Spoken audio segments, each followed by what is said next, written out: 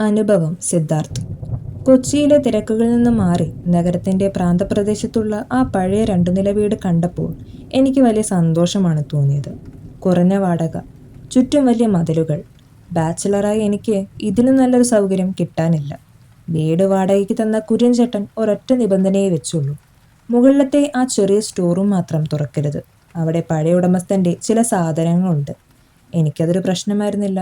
Men's ഹോസ്റ്റലിൽ മൂട്ടക്കടി കൊണ്ടു കിടന്ന എനിക്ക് ഇത് സ്വർഗമായിരുന്നു. ആദ്യത്തെ ഒരാഴ്ച സമാധാനപരമായിരുന്നു. പക്ഷേ പതിയെ ചില കാര്യങ്ങൾ ഞാൻ ശ്രദ്ധിക്കാൻ തുടങ്ങി. രാത്രിയിൽ താഴത്തെ മുറിയിൽ ഉറങ്ങാൻ കിടക്കുമ്പോൾ മുകളിലത്തെ നിലയിൽ ആരോ ഓടുന്നത് പോലെ തോന്നും. കരയുന്ന ശബ്ദം കേൾക്കും. ഒന്നും കേൾക്കാത്ത പോലെ ഞാൻ കിടന്നുറങ്ങി. അതുകൂടാതെ അടുക്കളയിൽ നിൽക്കുമ്പോൾ പുറകിൽ ആരോ വന്നു നിൽക്കുന്ന പോലെ തോന്നും. പക്ഷേ തിരിഞ്ഞു നോക്കിയാൽ ഒന്നും ഉണ്ടാവില്ല. ഒരു സാധനം വെച്ചാൽ വെച്ചിടത്തായിരിക്കില്ല അതിരിക്കുന്നത്. ആദ്യം കരുതി എൻ്റെ മറവിയാണെന്ന്. പക്ഷേ നനഞ്ഞ തോർത്തുൾപ്പെടെ കട്ടിലിൽ കിടക്കുന്ന അവസ്ഥയുണ്ടായി. വീട്ടിലെ പോരാളി തല്ലി മാറ്റിയൊരു സ്വഭാവമായതുകൊണ്ട് ഞാനത് ചെയ്യില്ല എന്നെനിക്ക് നന്നായി അറിയാം. അത് ഞാനെല്ലാം കണ്ടില്ലെന്ന് നടിച്ചു. കാരണം ജോലിസ്ഥലത്ത് നിന്നും വളരെ കുറച്ച് ദൂരമേ ഈ വീട്ടിലേക്കുള്ളൂ. ഉടനടി താമസം മാറാനും എനിക്ക് മടിയുണ്ടായിരുന്നു. പക്ഷേ 3-ാമത്തെ ആഴ്ച, അതൊരു ശനിയാഴ്ച രാത്രിയായിരുന്നു. മഴ പെയ്യുന്നുണ്ടായിരുന്നു. കറണ്ട് പോയപ്പോൾ ഞാനൊരു മെഴുകുതിരിയുമായി മുകളിലേക്ക് പോയി. ജനലുകളെല്ലാം അടച്ചിട്ടുണ്ടോ എന്ന് നോക്കാൻ വേണ്ടി നടന്ന ഞാൻ ആ സ്റ്റോർ റൂമിന് മുന്നിലെത്തി. വാതിലിന് താഴെയായി ഒരു ചെറിയ വെളിച്ചം കണ്ടു. ഞാൻ വാതിലിൽ ചെവി ചേർത്ത് പിടിച്ചു. ഉള്ളിൽ നിന്ന് ഒരു വിങ്ങല് കേൾക്കാം. ആരോ കരയുന്നത് പോലെ. പേടി തോന്നിയെങ്കിലും അകത്താരോ കുടുങ്ങിക്കിടക്കുകയാണോ എന്ന സംശയത്തിൽ ഞാൻ വാതിൽ തള്ളി തുറന്നു. മുറിക്കുള്ളിൽ ഒന്നുമില്ല. പക്ഷേ ആ മുറിയുടെ ഭിത്തിയിലെല്ലാം കരി പിടിച്ച് കിടക്കുന്നുണ്ടായിരുന്നു. ഞാൻ ശ്രദ്ധിച്ച കാര്യം എന്തെന്നാൽ ആ മുറിയിലെ ചൂട് അസഹ്യമായിരുന്നു. എന്തിനെയോ കത്തിക്കുന്നത് പോലെയുള്ള ശക്തമായ മണവും മുടി കരിയുമ്പോൾ ഉണ്ടാകുന്ന പോലെയുള്ള ഗന്ധം. മെഴുകുതിരി വെളിച്ചത്തിൽ ഞാൻ കണ്ടു. ആ മുറിയുടെ മൂലയിൽ ഒരു നിഴൽ രൂപം നിൽക്കുന്നത് ഞാൻ കണ്ടു. ഒരു നിമിഷം ഞാൻ പ്രതിമ പോലെയായി. പിന്നീട് ഞാൻ വീടിന് പുറത്തേക്ക് ഓടി. ബൈക്ക് എടുത്ത് മെൻസ് ഹോസ്റ്റലിലേക്ക് പാഞ്ഞു. ദൂരേക്ക് പായുമ്പോഴും റിയർവ്യൂ മിററിലൂടെ ഞാൻ കണ്ടു, ആ വീടിൻ്റെ മുകളിലത്തെ ജനലിൽ ആരോ നിന്നെന്നെ കൈവീശി കാണിക്കുന്നു. ഹോസ്റ്റലിലെത്തി അവിടെയുള്ള എൻ്റെ പഴയ റൂംമേറ്റ്സിനോട് ഞാൻ കാര്യം പറഞ്ഞു. രാവിലെ കുര്യൻ ചേട്ടനെ കണ്ട് കാര്യം തിരക്കാമെന്ന് പറഞ്ഞ് അവന്മാർ എന്നെ സമാധാനിപ്പിച്ചു. അന്ന് രാത്രി എനിക്ക് ഉറങ്ങാൻ കഴിഞ്ഞില്ല. കുര്യൻ ചേട്ടനെ വിളിച്ച് രാവിലെ തന്നെ കാണണമെന്ന് ഞാൻ പറഞ്ഞു. രാവിലെ പുള്ളിയുടെ വീട്ടിൽ പോയി ഉണ്ടായ കാര്യം ഞാൻ പറഞ്ഞു. മനഃപൂർവ്വം എൻ്റെ ശവമടക്കം നടത്താനായിരുന്നു നിങ്ങളുടെ ഉദ്ദേശമെന്ന് ഞാൻ ദേഷ്യത്തോടെ ചോദിച്ചു. കുര്യൻ ചേട്ടനെ ഇതൊന്നും അറിയില്ലായിരുന്നു. പുള്ളിയെ ഈ വീട് ഏൽപ്പിച്ചത് അമേരിക്കയിലുള്ള തോമസ് എന്ന വ്യക്തിയാണ്. വില കുറവിൽ വീട് കൊടുക്കുന്നത് എന്തിനാണെന്ന് കുര്യൻ ചേട്ടൻ ചോദിച്ചപ്പോൾ അതിൽ നിന്ന് കിട്ടുന്ന വരുമാനത്തിന് വേണ്ടിയല്ല, ആ വീടൊന്ന് വൃത്തിയായി കിടക്കാൻ വേണ്ടിയാണ് വാടകയ്ക്ക് കൊടുക്കുന്നതെന്ന് തോമസ് എന്ന വ്യക്തി പറഞ്ഞു. കുര്യൻ ചേട്ടൻ വിളിച്ചെങ്കിലും അയാൾ അപ്പോൾ കോളെടുത്തില്ല. കുര്യൻ ചേട്ടൻ കാര്യം എന്താണെന്ന് തിരക്കി പറയാമെന്ന് പറഞ്ഞു. കൂട്ടുകാരൻ്റെ കൂടെ ബാഗും സാധനങ്ങളും എടുക്കാൻ ഞാൻ പോയി. ഉള്ളതെല്ലാം പെറുക്കി മുറ്റത്തെത്തിയപ്പോൾ കുര്യൻ ചേട്ടൻ വിളിച്ചു. ആ വീടിൻ്റെ മേലെ മുറിയിൽ ഒരു ദുർമരണം നടന്നിട്ടുണ്ടെന്ന്. തോമസ് ചേട്ടൻ്റെ ഇളയ മകൾ പ്രണയ നൈരാശ്യം കാരണം അവിടെ വെച്ച് തീ കൊളുത്തി മരിച്ചെന്ന്. അതിനുശേഷമാണ് അവർ അമേരിക്കയിൽ പോയി സെറ്റിൽഡ് ആയത്. അത് കഴിഞ്ഞ് 2 മാസത്തിന് ശേഷം ആ കുട്ടി സ്നേഹിച്ചു എന്ന് പറയപ്പെടുന്ന പയ്യൻ ഒരു ബൈക്ക് ആക്സിഡൻറ്റിൽ മരിച്ചത്രേ. മകളുടെ ആത്മാവ് ഇപ്പോഴും വീട്ടിലുണ്ടെന്ന് അവർക്കറിയില്ല എന്നവർ പറഞ്ഞു. എൻ്റെ കാര്യം പറഞ്ഞപ്പോഴാണ് അവർക്കത് മനസ്സിലായത്. വാടക ഉൾപ്പെടെ എല്ലാം തിരിച്ചു തരാമെന്നും പറഞ്ഞു. കുര്യൻ ചേട്ടൻ എന്നോട് ക്ഷമ ചോദിച്ചു. ഈ കഥ കേട്ട് കഴിഞ്ഞപ്പോഴും എൻ്റെ നോട്ടം ചെന്ന് പതിച്ചത് ആ റൂമിൻ്റെ ജനലിൽ തന്നെയായിരുന്നു. കൂടുതൽ ഞാൻ നിരീക്ഷിക്കാൻ നിന്നില്ല. വേഗം ബൈക്കെടുത്ത് പോയി. ഇപ്പോഴും രാത്രിയിൽ തനിച്ചിരിക്കുമ്പോൾ എനിക്ക് ആ ചീനഗന്ധം അനുഭവപ്പെടാറുണ്ട്. ആ വീട് ഞാൻ ഒഴിഞ്ഞു. പക്ഷേ ആ വീട് എന്നെ വിട്ടു പോയോ എന്ന് എനിക്കറിയില്ല. മൂന്നാർ കഴിഞ്ഞുള്ള ആ ഉൾനാടൻ വഴിയിലൂടെ ഞാൻ ബൈക്ക് ഓടിക്കുമ്പോൾ രാത്രി 10 മണി കഴിഞ്ഞിരുന്നു. ഒരു സോളോ ട്രിപ്പ് കഴിഞ്ഞുള്ള വരവായിരുന്നു അത്. കോടമഞ്ഞ് കാരണം മുന്നോട്ടുള്ള കാഴ്ച തീരെ മങ്ങിയിരുന്നു. ഗൂഗിൾ മാപ്പ് കാണിക്കുന്നത് അടുത്തുള്ള ടൗണിലേക്ക് ഇനിയും 30 കിലോമീറ്റർ ഉണ്ടെന്നാണ്. ചുറ്റും കനത്ത കാട്. ഇടയ്ക്കിടെ കേൾക്കുന്ന ചീവീടുകളുടെ കരച്ചിൽ മാത്രം. പെട്ടെന്ന് വഴിയിലൊരാൾ കൈ കാണിക്കുന്നത് കണ്ടു. ഒരു വെള്ളമുണ്ടും ഷർട്ടും ധരിച്ച ഒരപ്പൂപ്പൻ. ഈ അസമയത്ത് ഇവിടെ ആരും ഉണ്ടാകാൻ വഴിയില്ല. പക്ഷേ പുള്ളിയെ കണ്ട് വലിയ കുഴപ്പമൊന്നും തോന്നാത്തത് കൊണ്ട് ഞാൻ വണ്ടി നിർത്തിയപ്പോൾ അയാൾ ചോദിച്ചു, മോനെ, അടുത്തുള്ള ആ കവല വരെ ഒന്ന് വിടുവോ? നടക്കാൻ വയ്യ. പാവം തോന്നിയത് കൊണ്ട് ഞാൻ അയാളെ പിന്നിൽ കയറ്റി. അയാൾ ബൈക്കിലിരുന്നതും വല്ലാത്തൊരു തണുപ്പ് എൻ്റെ മുതുകിലൂടെ അരിച്ചു കയറി. അയാൾക്ക് ഭാരമേ ഇല്ലാത്തതുപോലെ തോന്നി. വണ്ടി മുന്നോട്ടെടുത്തു. ഇടയ്ക്ക് മിററിലൂടെ നോക്കിയപ്പോൾ കോടമഞ്ഞ് കാരണം അയാളുടെ മുഖം വ്യക്തമായില്ല. കുറച്ചു ദൂരം കഴിഞ്ഞപ്പോൾ ഞാൻ ചോദിച്ചു, അപ്പൂപ്പൻ എവിടെയാ താമസം? മറുപടിയൊന്നുമില്ല. ഞാൻ വീണ്ടും ചോദിച്ചു. അപ്പോഴും നിശബ്ദത. ഞാൻ സൈഡ് മിററിലൂടെ പിന്നിലേക്ക് നോക്കി. എൻ്റെ ശ്വാസം നിന്നുപോയി. പിന്നിലാരുമില്ല. ഞാൻ വണ്ടി നിർത്തി. ചുറ്റും നോക്കി. ആരുമില്ല. കാറ്റിൽ മരച്ചില്ലകൾ ആടുന്നത് മാത്രം. ഭ്രമം തോന്നിയതാവാമെന്ന് കരുതി ഞാൻ വീണ്ടും വണ്ടിയെടുത്തു. പക്ഷേ 5 മിനിറ്റ് കഴിഞ്ഞപ്പോൾ അതേ വളവിൽ, അതേ വെളിച്ചത്തിൽ, അതേ വൃദ്ധൻ വീണ്ടും കൈ കാണിച്ച് നിൽക്കുന്നു. എൻ്റെ ഹൃദയമിടിപ്പ് കൂടി. ഞാൻ വണ്ടി നിർത്താതെ വേഗത്തിൽ ഓടിച്ചു പോയി. പക്ഷേ ഓരോ കിലോമീറ്റർ കഴിയുമ്പോഴും അതേ വൃദ്ധൻ വഴിയരികിൽ നിൽക്കുന്നത് ഞാൻ കാണുന്നു. 5ാമത്തെ തവണ കണ്ടപ്പോൾ അയാൾ കൈ കാണിക്കുകയല്ല, എന്നെ നോക്കി ക്രൂരമായി ചിരിക്കുകയായിരുന്നു. ഇത്തവണ നടുറോഡിലാണ് ആ സാധനം നിൽക്കുന്നത്. ഞാൻ വണ്ടി നിർത്താതെ ഓടിച്ചു. പെട്ടെന്ന് എൻ്റെ ഫോണിലെ മാപ്പ് ഓഫായി. ഞാൻ സ്പീഡ് കൂട്ടി. പക്ഷേ എത്ര ഓടിച്ചിട്ടും വഴി മാറുന്നില്ല.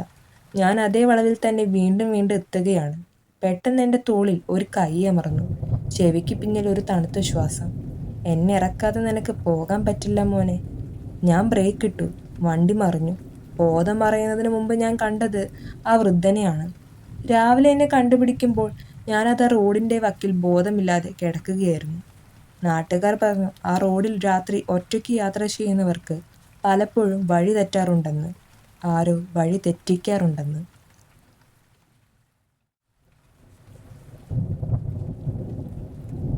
അനുഭവം പ്രണവ്. നഗരത്തിലെ തിരക്കുകളിൽ നിന്ന് മാറി സുഹൃത്ത് അർജുൻ്റെ പഴയ തറവാട്ടിലെ ഒരു രാത്രി ആഘോഷമായിരുന്നു അത്. കുറേ കാലത്തിന് ശേഷം ഞങ്ങൾ ഫ്രണ്ട്സ് എല്ലാവരും ഒരുമിച്ച് കൂടിയ സമയം. ചിരിയും കളിയും കഴിഞ്ഞ് എല്ലാവരും ഓരോ മുറികളിലായി ഉറങ്ങാൻ പോയി. എനിക്ക് മുറിയിൽ നല്ല ചൂട് തോന്നിയത് കൊണ്ട് ഹാളിൻ്റെ നടുവിലെ പഴയ സോഫയിൽ തന്നെ കിടന്നു. രാത്രി ഏതാണ്ട് 2 മണി കഴിഞ്ഞിട്ടുണ്ടാകും. അടുക്കളയിൽ നിന്ന് പാത്രങ്ങൾ കഴുകുന്ന ശബ്ദം കേട്ടാണ് ഞാൻ ഞെട്ടി ഉണർന്നത്. പാത്രങ്ങൾ കൂട്ടിമുട്ടുന്ന ശബ്ദവും വെള്ളം വീഴുന്ന നാദവും ആ നിശബ്ദതയിൽ വ്യക്തമായി കേൾക്കാമായിരുന്നു. അർജുൻ്റെ അമ്മയാകും അതിരാവിലെ എഴുന്നേറ്റ് കാണും എന്ന് കരുതി ഞാൻ വീണ്ടും കണ്ണടച്ചു. പക്ഷേ ദാഹം സഹിക്കാൻ വയ്യാതെ വന്നപ്പോൾ ഒരു ഗ്ലാസ് വെള്ളം കുടിക്കാമല്ലോ എന്ന് കരുതി ഞാൻ എഴുന്നേറ്റു. പതിയെ അടുക്കളയ്ക്ക് ചെന്ന എൻ്റെ കിളി പോയി. അടുക്കളയിൽ ലൈറ്റൊന്നുമില്ല. വലിയ ജനാലകൾ ഗ്രില്ല് വെച്ച് പിടിപ്പിച്ചിട്ടുണ്ട്. അതുവഴി വരുന്ന നിലാവെട്ടത്തിൽ ഒരു നിഴൽ രൂപം അവിടെ നിൽക്കുന്നത് ഞാൻ കണ്ടു. അർജുൻ്റെ അമ്മയായിരുന്നില്ല. വെള്ളം വസ്ത്രം ധരിച്ച നരച്ച മുടിയുള്ള ഒരു വൃദ്ധ. അവർ ആ സിങ്കിന് മുന്നിൽ നിന്ന് എന്തിനു വേണ്ടി പരതുകയാണ്. ഞാനവിടെ സ്തബ്ധനായി നിന്നുപോയി. അമ്മേ! എൻ്റെ ശബ്ദം വിറച്ചു. ഞാൻ വിളിച്ചത് കേട്ടതും അവർ സാവധാനം എൻ്റെ നേർക്ക് തിരിഞ്ഞു. വെളിച്ചം കുറവായ ആ അടുക്കളയിൽ അവരുടെ മുഖം കണ്ടപ്പോൾ ഞാൻ മരവിച്ചുപോയി. കണ്ണുകൾ ശൂന്യമായിരുന്നു. അതിലുപരി അവരുടെ വായ്ഭാഗം തുന്നിച്ചേർത്തതുപോലെ വരിഞ്ഞു മുറുക്കപ്പെട്ടിരുന്നു. ഒരു വാക്കുപോലും മിണ്ടാൻ കഴിയാതെ അവർ കൈ നീട്ടി എൻ്റെ അടുത്തേക്ക് വന്നു. ആ കൈകൾ എന്നെ തൊടാനാനപ്പോൾ എൻ്റെ ഉള്ളിലെ പേടി നിലവിളിയായി മാറി. അതുവരെ അനുഭവിച്ചിട്ടില്ലാത്ത ഒരു തണുപ്പ് ആ മുറിയിൽ പടർന്നു. അവിടെ നിന്ന് ഓടാൻ പോലും കഴിയാതെ ഞാൻ തറഞ്ഞു നിന്നു. എൻ്റെ നിലവിളി കേട്ട് എല്ലാവരും ഓടിയെത്തി. അടുക്കളയിലെ ലൈറ്റ് ആരോ ഇട്ടു. പെട്ടെന്ന് അത് കാണാതെയായി. എനിക്ക് കാര്യം പറയാൻ ശബ്ദം പോലും ഉണ്ടായിരുന്നില്ല. എന്നെ ഹാളിൽ കൊണ്ടിരുത്തി സമാധാനിപ്പിച്ച് വെള്ളമൊക്കെ തന്ന് ഞാൻ കണ്ട കാര്യം ഒരു കുത്തുപോലും ഇടാതെ പറഞ്ഞു. അവർക്കത് തള്ളിക്കളയാൻ കഴിഞ്ഞില്ല. കാരണം മൊത്തം വിയർത്ത് ശരീരമാസകലം ഞാൻ വിറയ്ക്കുന്നുണ്ടായിരുന്നു. ഞാൻ അവരെ പറ്റിക്കുകയില്ലെന്ന് അവർക്കുറപ്പായി. അപ്പോഴാണ് അർജുൻ്റെ അമ്മയും പറഞ്ഞത്, അമ്മയ്ക്കും അടുക്കളയിൽ നിൽക്കുമ്പോൾ കൂടെ ആരോ ഉള്ളതുപോലെ തോന്നുമെന്ന്. അവർ ഈ വീട്ടിലോട്ട് താമസം മാറിയിട്ട് അധികമായിട്ടില്ല. തറവാടാണെങ്കിലും സഹോദരങ്ങൾ തമ്മിൽ പ്രശ്നം നടക്കുന്നുണ്ട്. ഒത്തിരി കാലമായി അടഞ്ഞു കിടക്കുകയായിരുന്നത്രേ. അവസാനമായി ആ വീട്ടിൽ താമസിച്ചിരുന്നത് അർജുൻ്റെ അച്ഛമ്മയും വല്യച്ഛനുമാണ്. അച്ഛമ്മ തൊട്ടടുത്തുള്ള കിണറ്റിൽ വീണാണ് മരിച്ചത്. വല്യച്ഛൻ ഒരു അപകടത്തിലും പോയി. അന്നത്തെ രാത്രി ആരും ഉറങ്ങിയിട്ടില്ല. പിറ്റേന്ന് തന്നെ ഞങ്ങൾ സുഹൃത്തുക്കൾ അവിടെ നിന്ന് ഇറങ്ങി. പിന്നീട് ആ വീട്ടിൽ പൂജയും മറ്റും നടത്തിയെന്ന് അർജുൻ പറഞ്ഞു. ഞാൻ അങ്ങോട്ട് പിന്നെ പോയിട്ടില്ല. അന്ന് രാത്രി കണ്ടത് എൻ്റെ മരണം വരെ ഞാൻ മറക്കുമെന്ന് തോന്നുന്നില്ല. അനുഭവം മനു. രാത്രി ഏകദേശം 1:30 മണിയായി കാണും. റൂമിലെല്ലാവരും നല്ല ഉറക്കത്തിലാണ്. ഞാൻ മാത്രം ബെഡിനോട് ചേർന്നുള്ള ടേബിൾ ലാപ്ടോപ്പിൽ ഗെയിം കളിക്കുകയാണ്. പുറത്തിടയ്ക്കിടെ ചെറിയ കാറ്റും മഴയുമുണ്ട്.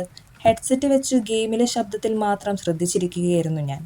പെട്ടെന്നാണ് എൻ്റെ തൊട്ടടുത്ത് ആരും ഇരിക്കുന്നത് പോലെ ഒരു തോന്നലുണ്ടായത്. കസാരയുടെ അരികിൽ ഒരു ചെറിയ അമർച്ച. ഞാൻ കരുതി റൂംമേറ്റ് ആരെങ്കിലും വെള്ളം കുടിക്കാൻ എഴുന്നേറ്റതാകുമെന്ന്. പക്ഷേ തിരിഞ്ഞു നോക്കിയപ്പോൾ എല്ലാവരും പുതച്ചു മൂടി കിടക്കുകയാണ്. ഗെയിമിലേക്ക് തന്നെ ശ്രദ്ധ തിരിച്ചപ്പോൾ ലാപ്ടോപ്പ് സ്ക്രീനിൻ്റെ സൈഡിലുള്ള ഗ്ലോസി പാനലിൽ പിന്നിലെ കാഴ്ച വ്യക്തമായി തെളിഞ്ഞു കണ്ടു. എൻ്റെ കസാരയുടെ തൊട്ടു പിന്നിൽ ആരോ കുനിഞ്ഞു നിന്ന് സ്ക്രീനിലേക്ക് നോക്കുന്നു. കറുത്ത ഒരു നിഴൽ പോലെ തോന്നിച്ചെങ്കിലും ഞാൻ പേടിച്ച് പെട്ടെന്ന് പിന്നിലേക്ക് നോക്കി. അവിടെ ആരുമില്ല. എൻ്റെ ഭ്രമമാണെന്ന് കരുതി ഞാൻ വീണ്ടും ഗെയിമിലേക്ക് നോക്കി. അപ്പോഴാണ് എൻ്റെ ഹെഡ്സെറ്റിലൂടെ ഒരു കാര്യം ശ്രദ്ധിച്ചത്. ഗെയിമിലെ ശബ്ദങ്ങൾക്കിടയിൽ വളരെ നേർത്ത രീതിയിൽ ആരോ ശ്വാസം വിടുന്ന ശബ്ദം. എൻ്റെ സ്വന്തം ശ്വാസമാണെന്ന് അറിയാൻ ഞാൻ ശ്വാസം അടക്കി പിടിച്ചു. പക്ഷേ ഹെഡ്സെറ്റിലെ ആ ശബ്ദം നിലച്ചില്ല. ആരോ എൻ്റെ ചെവിക്കടുത്തിരുന്ന് വളരെ പതുക്കെ ശ്വാസം വിടുന്നു. പിറ്റേന്ന് രാവിലെ റൂംമേറ്റിനോട് ചോദിച്ചപ്പോൾ അവൻ പറഞ്ഞത്, ആ റൂമിൽ പണ്ട് താമസിച്ചിരുന്ന ഒരു പയ്യൻ പരീക്ഷാ പേടി കാരണം ആ റൂമിൽ വെച്ച് തന്നെ എന്തോ ചെയ്തെന്നും അവൻ മരിച്ചു എന്നും. സീനിയേഴ്സിൻ്റെ അടുത്ത് നിന്ന് കിട്ടിയ ആ ഒരു വിവരമായിരുന്നു. ഇപ്പോഴും അന്ന് അത് സംഭവിച്ചത് എന്തുകൊണ്ടാണെന്ന് എനിക്ക് മനസ്സിലായിട്ടില്ല. അതോ ഇനി എൻ്റെ പേടി കാരണം എനിക്ക് തോന്നിയതാണോ എന്നും എനിക്കറിയില്ല. അനുഭവം ആൽബർട്ട്. ഈ കഥ നടക്കുന്നത് 30 വർഷങ്ങൾക്ക് മുൻപാണ്. അന്ന് രാത്രി 12 മണി കഴിഞ്ഞിട്ടുണ്ടാകും. കൂട്ടുകാരൻ്റെ വീട്ടിലെ കല്യാണം കഴിഞ്ഞ് ഞാൻ തറവാട്ടിലേക്ക് ഒറ്റയ്ക്ക് നടക്കുകയായിരുന്നു. കനത്ത ഇരുട്ട്. വഴിയിലാകെയുള്ളത് ദൂരെയുള്ള ഒരു സ്ട്രീറ്റ് ലൈറ്റിൻ്റെ മങ്ങിയ വെളിച്ചം മാത്രം. ഇടവഴി തിരിയുന്നിടത്ത് ആ പഴയ പാലമരം നിൽപ്പുണ്ട്. അവിടെ എത്തിയപ്പോൾ പെട്ടെന്നാണ് അന്തരീക്ഷം മാറിയത്. കാറ്റില്ലാതിരുന്നിട്ടും പാലപ്പൂവിൻ്റെ വല്ലാത്തൊരു ഗന്ധം മൂക്കിലേക്ക് അടിച്ചു കയറി. ആ മണം ശ്വസിക്കുമ്പോൾ എനിക്ക് ചെറിയൊരു തലകറക്കം അനുഭവപ്പെട്ടു. ദൂരെ എവിടെയോ ഒരാൾ നടന്നു വരുന്ന പോലെ പാദസരത്തിൻ്റെ ശബ്ദം. അത് പതുക്കെ എൻ്റെ അടുത്തേക്ക് വരികയാണെന്ന് തോന്നി. മരത്തിൻ്റെ നിഴലിൽ ഒരാൾ നിൽക്കുന്നു. വെളുത്ത വസ്ത്രം ധരിച്ച ഒരു സ്ത്രീ. അവൾ എന്നെ നോക്കി നിൽക്കുകയാണോ അതോ വശത്തേക്ക് തിരിഞ്ഞു നിൽക്കുകയാണോ എന്ന് ഇരുട്ടിൽ വ്യക്തമല്ല. ഞാൻ വേഗത്തിൽ നടക്കാൻ ശ്രമിച്ചു. പക്ഷേ എൻ്റെ കാലുകൾക്ക് വല്ലാത്തൊരു ഭാരം അനുഭവപ്പെട്ടു. പതുക്കെ പുറകിൽ നിന്നൊരു വിളിയിട്ടു, ഒന്ന് നിൽക്കാമോ? ആ ശബ്ദത്തിന് ഒരു പ്രത്യേക താളമുണ്ടായിരുന്നു. ഞാൻ തിരിഞ്ഞു നോക്കിയില്ല. പക്ഷേ എൻ്റെ തോളിന് മുകളിലൂടെ ഒരു തണുത്ത കൈ വന്ന് പതിഞ്ഞു. അവളുടെ വിരലുകൾക്ക് ഐസ് കഷ്ണം പോലെയുള്ള തണുപ്പായിരുന്നു. നഖങ്ങൾ എൻ്റെ ഷർട്ടിൽ അമരുന്നത് ഞാൻ അറിഞ്ഞു. പേടികൊണ്ട് കണ്ണുകളടച്ച് ഞാൻ ഉറക്കെ ദൈവത്തെ വിളിച്ചു. കുറച്ച് നിമിഷങ്ങൾക്ക് ശേഷം ഞാൻ കണ്ണു തുറന്നപ്പോൾ അവിടെ ആരുമില്ല. പക്ഷേ എൻ്റെ ഷർട്ടിൽ പാലപ്പൂവിൻ്റെ ആ വല്ലാത്ത മണം അപ്പോഴും ബാക്കിയുണ്ടായിരുന്നു. ഞാൻ വേഗം വീട്ടിലോട്ട് ഓടി. അന്നത്തെ കാലത്ത് ഇതുപോലെ അനുഭവം ഉണ്ടാകുന്നവർ ഒത്തിരി ഉണ്ടായിരുന്നു. ഒടിയനും മറുതയും ചാത്തനും യക്ഷിയും അങ്ങനെ നീണ്ടുപോകുന്ന ആ അനുഭവങ്ങൾ. അനുഭവം അമൽ. ഇതൊരു ഭയാനകമായ അനുഭവത്തിൻ്റെ കഥയാണ്. അന്ന് രാത്രി നല്ല മഴയുണ്ടായിരുന്നു. കറണ്ട് പോയതുകൊണ്ട് മെഴുകുതിരി വെട്ടത്തിൽ ഞങ്ങൾ 4 പേർ ആ പഴയ വീടിൻ്റെ നടുമുറ്റത്ത് ഇരിക്കുകയായിരുന്നു. വെറുതെ ഒരു തമാശയ്ക്കാണ് സുമേഷ് ആ ഓജോ ബോർഡ് പുറത്തെടുത്തത്. നമുക്കൊന്ന് നോക്കിയാലോ, ശരിക്കാരെങ്കിലും വരുമോ എന്ന് അവൻ ചോദിച്ചപ്പോൾ ആദ്യമെല്ലാവർക്കും പേടിയായിരുന്നു. പക്ഷേ ആ പ്രായത്തിൻ്റെ ആവേശം ഞങ്ങളെക്കൊണ്ട് അത് ചെയ്യിപ്പിച്ചു. ഞങ്ങളെല്ലാവരും ആ ബോർഡിന് ചുറ്റും ഇരുന്നു. എല്ലാവരുടെയും വിരലുകൾ ആ ചെറിയ പ്ലാഞ്ചറ്റിൽ മുട്ടിയിട്ടുണ്ടായിരുന്നു. വായുവിൽ ഒരു വല്ലാത്ത തണുപ്പ് പടരുന്നത് ഞാൻ അറിഞ്ഞു. സുമേഷ് പതിയെ ചോദിച്ചു, ഇവിടെ ആരെങ്കിലും ഉണ്ടോ? ആദ്യമൊന്നും സംഭവിച്ചില്ല. ഞങ്ങൾ പരസ്പരം നോക്കി ചിരിക്കാൻ തുടങ്ങിയപ്പോഴാണ് പെട്ടെന്ന് ആ പ്ലാഞ്ചറ്റ് ചലിക്കാൻ തുടങ്ങിയത്. അത് മെല്ലെ നീങ്ങി യെസ് എന്ന വാക്കിന് മുകളിൽ വന്ന് നിന്നു. എൻ്റെ കൈവിരലുകൾ വിറയ്ക്കാൻ തുടങ്ങി. നീയാണത് നിൽക്കുന്നത്? ഞാൻ സുമേഷിനോട് ചോദിച്ചു. പക്ഷേ അവൻ്റെ മുഖം വിളറിയിരുന്നു. അവൻ തലയാട്ടി അല്ല എന്ന് പറഞ്ഞു. അടുത്ത ചോദ്യം അവനാണ് ചോദിച്ചത്. നിങ്ങളുടെ പേരെന്താണ്? ആ പ്ലാഞ്ചറ്റ് വളരെ വേഗത്തിൽ നീങ്ങാൻ തുടങ്ങി. ഓരോ അക്ഷരങ്ങളിലായി അത് നിന്നു. മാധവി. ആരോ ഒരാൾ മന്ത്രിച്ചു. ആ പേര് കേട്ടതും മുറിയിലെ മെഴുകുതിരികൾ ഒരുമിച്ച് അണഞ്ഞു. കനത്ത ഇരുട്ട്. ജനലുകൾ തനിയെ അടിച്ചു തകരാൻ തുടങ്ങി. ഭയം കൊണ്ട് ഞങ്ങൾ കൈകൾ പിൻവലിക്കാൻ നോക്കി. പക്ഷേ ഞങ്ങളുടെ കൈകൾ ആ ബോർഡിൽ ഒട്ടിപ്പിടിച്ചതുപോലെ തോന്നി. പെട്ടെന്ന് പ്ലാഞ്ചറ്റ് ഭ്രാന്തമായി വട്ടത്തിൽ കറങ്ങാൻ തുടങ്ങി. ബോർഡിന് നടുവിൽ നിന്ന് ഒരു സ്ത്രീയുടെ നേർത്ത കരച്ചിൽ കേൾക്കാമായിരുന്നു. എടാ, നമുക്കിത് നിർത്താം, ഗുഡ് ബൈ പറ, ഞാൻ ഉറക്കെ നിലവിളിച്ചു. പക്ഷേ പ്ലാഞ്ചറ്റ് നോ എന്ന വാക്കിന് മുകളിൽ അനങ്ങാതെ നിന്നു. മുറിയുടെ മൂലയിൽ ഒരു കറുത്ത രൂപം തെളിഞ്ഞു വരുന്നത് ഞാൻ കണ്ടു. വലിയ കണ്ണുകളും അഴിഞ്ഞു വീണ മുടിയുമുള്ള ഒരു സ്ത്രീ രൂപം. അവൾ ഞങ്ങളെ നോക്കി ചിരിക്കുകയായിരുന്നു. ഭ്രാന്തമായ ഒരു ചിരി. പെട്ടെന്ന് സുമേഷ് ബോർഡിൽ നിന്ന് കൈയെടുത്ത് ഓടി. അതോടെ ആ മുറിയിൽ ഒരു വലിയ സ്ഫോടനം നടന്നതുപോലെ തോന്നി. എല്ലാവരും പിന്നാലെ ഓടി. എനിക്ക് മാത്രം അനങ്ങാൻ സാധിച്ചില്ല. ഞാൻ ബോധരഹിതനായി വീണു. ബോധം തെളിഞ്ഞപ്പോൾ എല്ലാവരും എന്നെ ചുറ്റിനും ഇരിക്കുന്നു. ലൈറ്റെല്ലാം ഇട്ടിട്ടുണ്ട്. അന്ന് രാത്രി എന്ത് സംഭവിച്ചെന്ന് ഞങ്ങൾ 4 പേർക്കും ഇപ്പോഴും അറിയില്ല. ഇന്നും രാത്രിയിൽ ഒറ്റയ്ക്കിരിക്കുമ്പോൾ എൻ്റെ മുറിയിലെ മൂലയിൽ ആ പഴയ മാധവിയുടെ ചിരി ഞാൻ കേൾക്കാറുണ്ട്. ഒരിക്കൽ തുറന്ന ആ ഓജോ ബോർഡിൻ്റെ വാതിൽ അതിന്നും അടഞ്ഞിട്ടില്ല. നിങ്ങൾക്കും ഇതുപോലെ പ്രേതാനുഭവം ഉണ്ടെങ്കിൽ കമൻറ്റ് ബോക്സിലോ അല്ലെങ്കിൽ കമൻറ്റ് ബോക്സിൽ പിൻ ചെയ്ത് വെച്ചിരിക്കുന്ന ഇമെയിൽ ഐഡിയിലേക്കോ അയക്കാനും മറക്കരുത് കേട്ടോ. പിന്നീട് ഞാൻ ഇടുന്ന വീഡിയോയെക്കുറിച്ച് എന്തെങ്കിലും അഭിപ്രായം ഉണ്ടെങ്കിൽ അത് കമൻറ്റ് ബോക്സിൽ രേഖപ്പെടുത്താൻ മറക്കരുത്. കാരണം നിങ്ങളുടെ കമൻറ്റ്സാണ് എൻ്റെ മുൻപോട്ട് പോകാനുള്ള ഒരു പ്രചോദനം. വീഡിയോയുടെ ദൈർഘ്യം കൂട്ടണോ വേണ്ടയോ അല്ലെങ്കിൽ വേറെ എന്തെങ്കിലും മാറ്റം വരുത്തണോ എന്ന് ഒന്ന് രേഖപ്പെടുത്തിയേക്കണേ. അപ്പോൾ ഓക്കെ.